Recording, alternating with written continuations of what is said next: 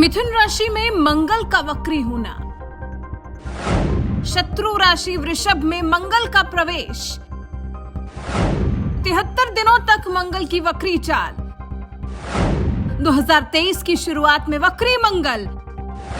किन राशियों को होगा कष्ट, किन राशियों की जुड़ेगी जमीन जायदाद, किन राशियों को होगी बड़ी हानि, किन राशियों को होगा अपार धन लाभ।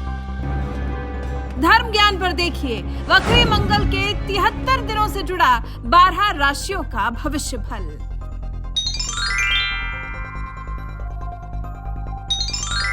नमस्कार, धर्म ज्ञान के दर्शकों का फिर से स्वागत है। मैं आपके साथ कविता राणा, मेरे साथ आचार्य राकेश चतुर्वेदी जी। जय श्री राधे कविता जी, सादर वंदन आप सभी दर्शकों को। ग्रह गोचर में आज हम आप लोगों के लिए लेकर आए हैं क्या कहती है 73 दिनों के अंदर अंदर मंगल की वक्री चाल। 30 अक्टूबर को मंगल आपके मिथुन राशि में ही वक्री हो जाएंगे, फिर उसके बाद तकरीबन 13 नवंबर को उसके बाद वृषभ में चले जाएंगे और अपनी वृषभ राशि में अपनी इसी वक्री अवस्था में 13 जनवरी तक रहेंगे। और ऐसे में वक्री मंगल के 73 दिन सिंह राशि वाले जातकों के लिए, यानी कि आपके लिए जो कि सूर्य प्रधान राशि कही गई है, आप लोगों के लिए क्या कुछ लेकर आ रहे हैं। इन 73 दिनों में कौन सा बड़ा बदलाव आपके जीवन में आएगा, आचार्य जी से जानेंगे। आइए सबसे पहले वक्री मंगल की स्थिति के बारे में थोड़ा सा समझ लेते हैं, बताइए। देखिए, सिंह राशि वालों के लिए कविता जी अगर देखते हैं इस गोचर को, तो सबसे पहले देखने वाली बात यह है कि मिथुन में जब वक्री हो रहे हैं उस समय इनके राशि से देखा जाए तो वह एकादश भाव आता है जी। लेकिन लगभग 13 दिनों के अंदर ही वह गोचर कर जा रहे हैं और वह दशम भाव में इनके लिए आ जा रहे हैं, यानी कि भाग्य स्थान पर आ जा रहे हैं। और सबसे बड़ी बात यह देखने को मिल रही है कविता जी कि इसी गोचर के दौरान जब यह वृषभ में मंगल जाएंगे, उसी समय अंतराल में 4 से 5 दिनों के अंतराल में सूर्य देव का भी गोचर हो जाएगा मंगल की राशि में जी। और यह अति प्रभावी रहेगा, क्योंकि मंगल और सूर्य की मित्रता सब जानते हैं कि सेनापति का रोल निभाता है मंगल। कहते हैं कि सूर्य के लिए कहा जाता है कि जिसके पक्षधर रहें, जिसके मित्रवत रहें, और अगर वह उसी की राशि में बलपूर्वक बैठ जाएं तो बाकी सभी ग्रहों का प्रभाव शून्य हो जाता है। तो इनके लिए यह गोचर कई विषय में लाभकारी होने वाला है। और इस गोचर से जो सबसे ज़्यादा लाभान्वित होने वाली राशि है, प्रॉफिट में रहने वाली राशि है, वह है सिंह राशि। तो सिंह राशि के जातकों की लिए यह राशि जो है, यह गोचर जो है, वह बल्ले बल्ले करने वाला है। आप सब के लिए यह शुभता प्रदान करने वाला गोचर रहेगा। चलिए आचार्य जी, आपने तो शुरुआत में ही एक बहुत बड़ी बात बताई है कि किस तरह से मंगल की वक्री चाल खास तौर पे सिंह राशि वाले जातकों के लिए एक बड़ा लाभ लेकर आ रही है। और ये लाभ आपको कहाँ कहाँ मिलेगा, आगे जानेंगे। सबसे पहले बात कर लेते हैं आपकी सेहत को लेकर।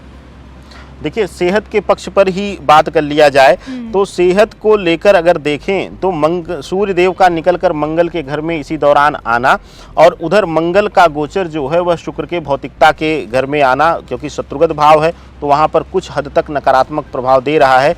लेकिन सूर्य के प्रभाव की वजह से, सूर्य के मित्रवत संबंध की वजह से यह देखने को मिलेगा कि हर पीड़ा, हर बाधा से यह लोग आसानी से बाहर निकल जाएंगे। दिक्कतें होंगी, कुछ नहीं होगा, कुछ नहीं आएगा, कोई बीमारी नहीं आएगी और अचानक अपने आप ही आप ठीक भी हो जाएंगे। इस तरीके का भाव यह गोचर दर्शाता है। तो आपके लिए यह शुभतापूर्ण है। और एक चीज़ और देखने को मिलेगी कविता जी कि अगर बहुत लंबे समय से किसी बीमारी से ग्रसित थे, दवा असर नहीं कर रही थी, फायदा नहीं हो रहा था, क्योंकि मेडिकल के क्षेत्र का भी प्रतिनिधित्व मंगल ही करता है जी। और मंगल को ही मेडिकल के क्षेत्र में गुप्त विद्या का कारक माना जाता है। तो यह देखने को मिलेगा कि इस गोचर के दौरान सूर्य और मंगल के शुभता के प्रभाव की वजह से बीमारी ठीक होगी, लाभ मिलना शुरू हो जाएगा। और पुरानी बीमारी, कोशिश तो यही रहेगी इस शुभ फलदायी गोचर की कि आपको पूर्ण रूप से मुक्ति प्रदान करेगा यह गोचर।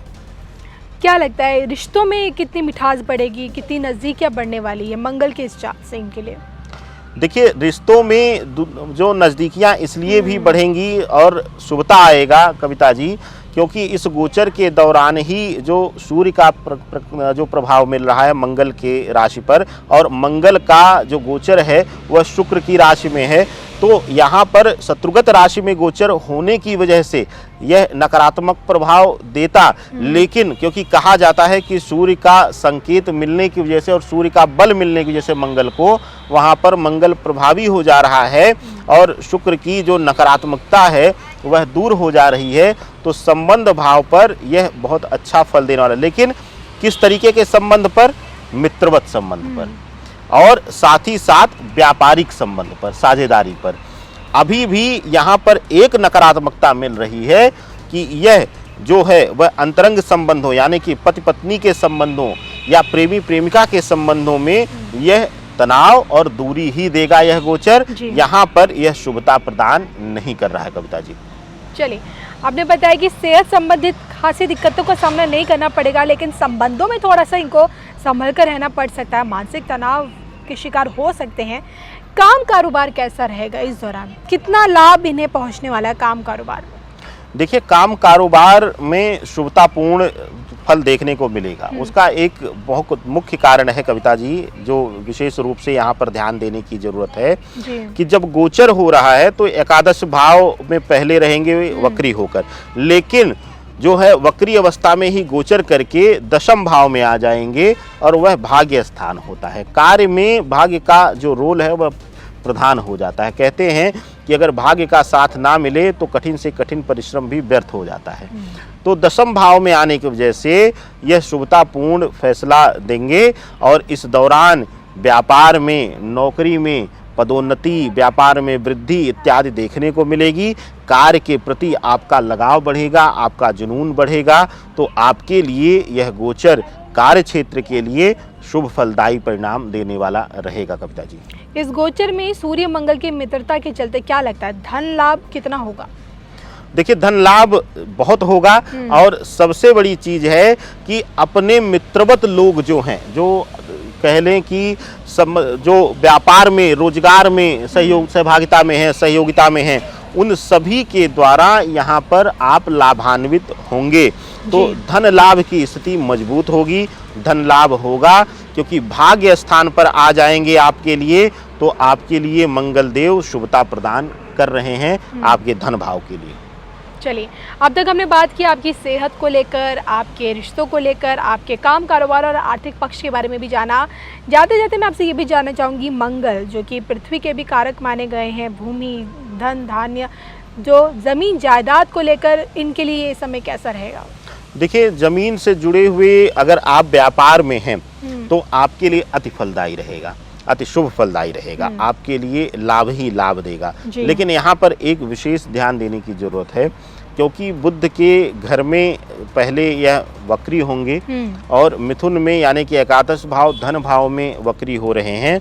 तो यहाँ पर देखने को मिलेगा कि अगर शुरुआती 13 दिनों को अगर आप टाल देंगे कोई फैसला लेने से, डील करने से या संपत्ति के क्रय विक्रय से, तो वहाँ पर आप विवादित होने से या फिर व्यर्थ खर्च करने से बच जाएंगे।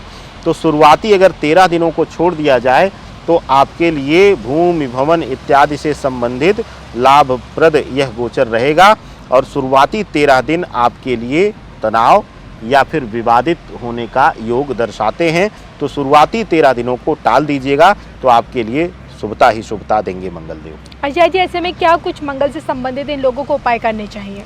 देखिए, सूर्यदेव की प्रधान राशि है और कहते हैं कि सूर्यदेव के लिए एक शब्द लिया जाता है ज्योतिष शास्त्र में कि अगर पापी से पापी ग्रह के साथ भी यह युति बना ले तो उसके प्रभाव को शून्य कर देते हैं और विशेष करके अगर वह स्वग्रही हों, उच्च के सूर्य हों, तो यह विशेष करके अति फलदायी होते हैं। इसके साथ ही मंगल की जो स्थिति है इस राशि के लिए वह भाग्य स्थान पर है, तो इनके लिए सबसे उत्तम है सूर्यदेव को प्रसन्न करना। सूर्यदेव को प्रसन्न भी कैसे करेंगे आप? प्रातः काल जब सूर्य लालिमा ले रहे हों तो उस समय हल्का सा आप जल में गुड़ या मिष्ठान कोई मिला लीजिए, मीठा मिला लीजिए और उसी से आप अर्घ दीजिए। अगर गुड़ मिष्ठान ना रहे उस स्थिति में आप हल्दी का भी प्रयोग कर सकते हैं। हल्दी मिलाकर जल दीजिए, अर्घ दीजिए, आपके लिए अति शुभ फलदायी रहेगा। सिर्फ जल से आप अर्घ मत दीजिएगा इस दौरान, वह आपके लिए कष्टप्रद रहेगा। चलिए, ये थे मेरे साथ आचार्य राकेश चतुर्वेदी जी, जिनसे मैंने जाना कि सिंह राशि वाले जातकों के लिए वक्री मंगल कैसे रहेंगे। इसी के साथ मुझे और आचार्य जी को दोनों को दीजिए इजाज़त। नमस्कार।